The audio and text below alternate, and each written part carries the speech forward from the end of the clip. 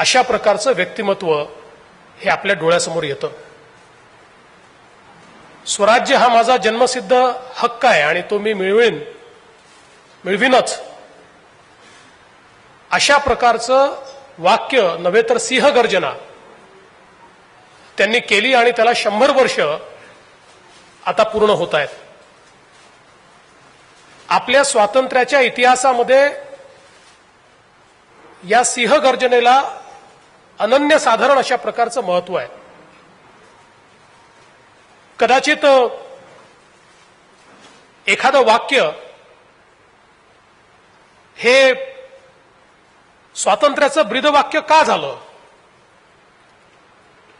अनेक गोष्टी लोकमान्य बोलले असतील, अनेक गोष्टी इतर सर्व नेते बोलले असतील, पण या वाक्याची विशेषता काय होती?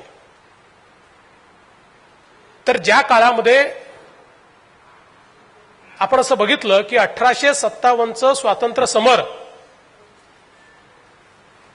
इंग्रजांनी चिरडल्यानंतर ज्या प्रकारची राजव्यवस्था इंग्रजांनी या देशामध्ये कायम करण्याचा प्रयत्न केला, एक अशी पिढी की हे 1857चं स्वातंत्र्य समर चिरडल्यामुळे निराश झालेली, थोडीशी पराजित आणि पराभूत मानसिकतेतली आणि त्यातनं जी एक इंग्रजांनी शिक्षण पद्धती तयार केली, त्या शिक्षण पद्धतीतून हे मानणारी की आमच्या देशाला स्वातंत्र्य हे तेव्हाच मिळू शकतं जेव्हा राणीच्या मनामध्ये येईल, इंग्रजांच्या राज्याचा सूर्य हा अस्ताला जाऊ शकत नाही, ज्या दिवशी राणीला आमच्यावर मेहरबानी करायची असेल आणि इंग्लंडच्या पार्लमेंटमध्ये आम्हाला स्वतंत्रता देण्याचा कायदा पास होईल तेव्हाच आम्हाला स्वातंत्र्य मिळू शकतं, अशा प्रकारच्या मानसिकतेत, पराजित मानसिकतेमध्ये समाज गेला असताना लोकमान्य टिळकांनी सांगितलं, स्वराज्य ही काही इंग्लंडच्या राणीची बपवती नाही आहे, ते काय आम्हाला भिकेत नको आहे, तो माझा जन्मसिद्ध हक्क आहे आणि तो मी मिळवीनच। आणि ज्या पार्श्वभूमीवर त्यांनी ठणकावून सांगितलं, एक विजिगीषू वृत्ती तयार झाली, एक ऊर्जा मिळाली आणि स्वातंत्र्य समरामध्ये या वाक्याने अशा प्रकारचं रणकंदन उभं केलं की इंग्रजांच्या विरुद्ध 1857चा तोच जाज्वल्य देशभक्तीचा भाव हा पुन्हा एकदा तयार झाला आणि स्वातंत्र्याची दुसरी लढाई ही जर कोणी सुरू केली असेल तर ती लोकमान्य टिळकांनी या ठिकाणी सुरू केली आणि त्यातनंच खऱ्या अर्थानं आपण बघितलं की नंतर आपण स्वातंत्र्याकडे पोहोचलो। आणि म्हणून आपल्या या स्वातंत्र्य समरामध्ये या वाक्याला आपण सिंहगर्जना म्हटलंय।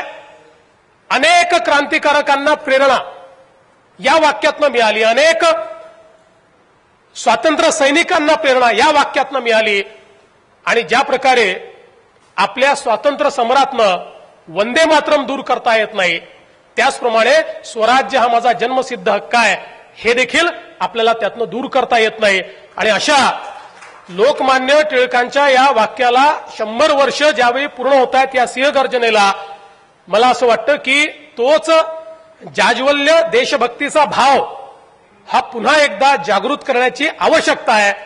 स्वराज्य मिळालंय, सुराज्याकडे जायचं आहे, पण स्वराज्याकडनं सुराज्याकडे जाण्याचा जो महामार्ग आहे तो केवळ आणि केवळ राष्ट्रभक्तीच्या माध्यमातून आहे आणि तीच जाज्वल्य राष्ट्रभक्ती या माध्यमातून आपल्याला पुन्हा एकदा त्या ठिकाणी तयार करायची आहे।